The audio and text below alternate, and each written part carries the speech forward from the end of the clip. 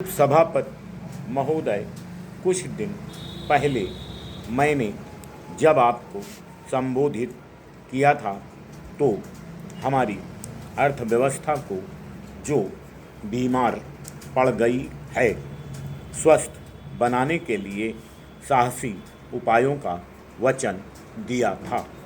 उस वचन को पूरा करने के लिए हमने इधर कुछ प्रारंभिक कदम उठाए हैं।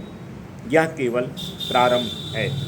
कई और कदम निकट भविष्य में उठाए जाएंगे और सुधार का यह सिलसिला हम जारी रखना चाहेंगे। पिछले 18 महीनों में हमारा आर्थिक ढांचा कुछ अस्त व्यस्त हो गया था। समय पर निर्णय नहीं लिए गए और स्थिति बिगड़ती गई। भुगतान संतुलन गड़बड़ा गया। इसके साथ खाड़ी संकट आया और परिणाम यह हुआ कि हमारे भारतीय भाई बहन जो अन्य देशों में रहते हैं, उन्होंने हमारे पास पैसा भेजना या हमारे बैंकों में पैसा जमा करना बंद कर दिया। हमारे ऋणदाता जो पहले बड़ी सरलता से ऋण देने को तैयार होते थे, अब कतराने लगे और भारत की विदेशी मुद्रा भंडार एकदम घट गया। हमारे पास आवश्यकता की चीज़ें जैसे डीजल, मिट्टी का तेल, इस्पात आदि खरीदने के लिए विदेशी मुद्रा नहीं रही।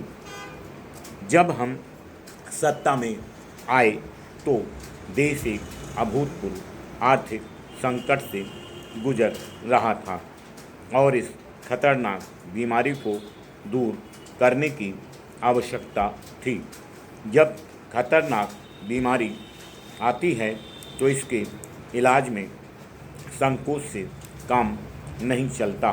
साहस बटोरकर सख्ती से इलाज करना पड़ता है और इसके लिए जो भी कठोर कदम उठाने चाहिए उन्हें उठाना पड़ता है। आज हम यही कर रहे हैं। इधर रिजर्व बैंक ने रुपए का मूल्य बदला है।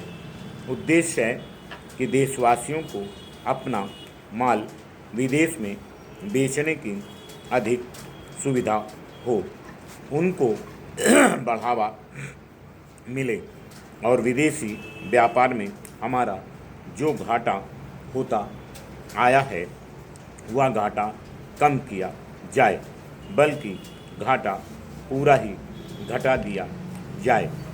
देश में कई चीज़ें हम बनाते हैं, जैसे तैयार वस्त्र, चमड़े की वस्तुएं, इंजीनियरिंग की वस्तुएं। इन सब की बिक्री विदेशों में होनी चाहिए। रिजर्व बैंक ने जो कदम उठाया है उससे इसमें बड़ी आसानी होगी और विदेशी बाज़ारों में हमारी वस्तुएं जगह पाएंगी और अधिक बिकने लगेंगी। विदेशी मुद्रा के साथ साथ इन वस्तुओं को बनाने की प्रक्रिया में हमारे देश में रोज़गार बढ़ेगा, जिससे लाखों को लाभ होगा। विदेशी मुद्रा हम क्यों चाहते हैं? हम विलासिता की चीज़ें बाहर से नहीं लाना चाहते। हम चाहते हैं ऐसी लाएं जो हमारी गरीब जनता के लिए आवश्यक हैं, जैसे मिट्टी का तेल, डीजल, इस्पात और खाद्य तेल।